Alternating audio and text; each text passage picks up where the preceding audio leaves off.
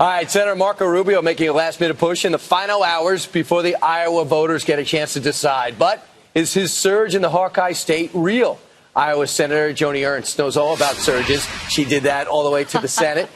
She's here to weigh in on a race in a place that she calls home. Tucker Carlson's still here. He doesn't like when I touch his shoulder, but it's too late, Senator. Already done. Thanks so much for getting up with us. You're fired up this morning. And you were with Marco Rubio last night. Is the surge real?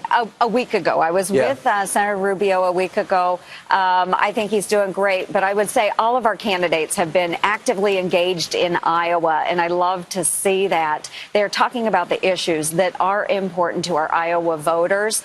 We need to hear more of that today because we have a lot of undecided voters. They'll go to the caucuses tonight, maybe listen to some of the surrogates out there, and then make up their minds. Boy, I mean, the two frontrunners in this race seem to be rewriting the rules of Iowa. You've got to be for ethanol, and you've got to spend a lot of time here. Trump, in first place, hasn't spent a lot of time here, called the voters of Iowa stupid in a speech directly.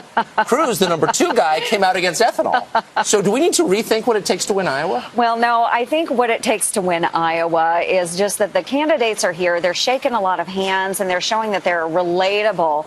They understand some of the issues that our Iowa folks are going through. So that is going to be very important. I think those that you see coming out winners tonight, they will be the ones that are showing great concern for those issues that are important to Iowa. Well, I tell you, one thing is we keep hearing from others that Ted Cruz has no friends in the Senate.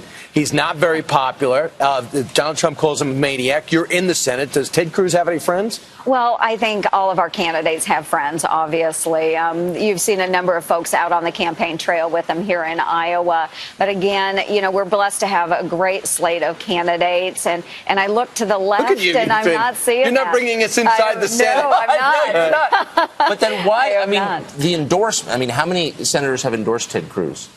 None that I know of right now. Wait a second. Do you think it's possible there's one you haven't heard of? A great friend of mine, Steve King, is out on the road.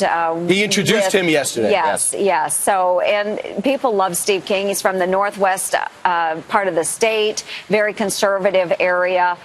He has a number of friends there. How much pressure on you to endorse, and how important is the military, your military background, of course, to the people of Iowa in defense? Endorsement, I've gotten a lot of calls. I'm not going to endorse in the race. I think it's great that the folks of Iowa are paying attention to what's important. You brought up military. I think national defense is one of those top issues with Iowa voters. So those that are speaking about what we're going to do with ISIS, how we address North Korea, what we do with Iran, I think those are the important issues for a number of Iowans. And we need to know what the candidates feel about that. We've got some really interesting numbers from the Democratic side. Hillary Clinton, Bernie Sanders, top 2. Hillary Clinton, of course, doing well with female voters across the country, but there's an age cutoff. Bernie Sanders, younger women support Bernie Sanders, not Hillary, who's running a very self-consciously woman-oriented campaign. What does this tell us? Well, I think that what you're seeing is Hillary is coming out to be kind of that old establishment candidate, same old, same old.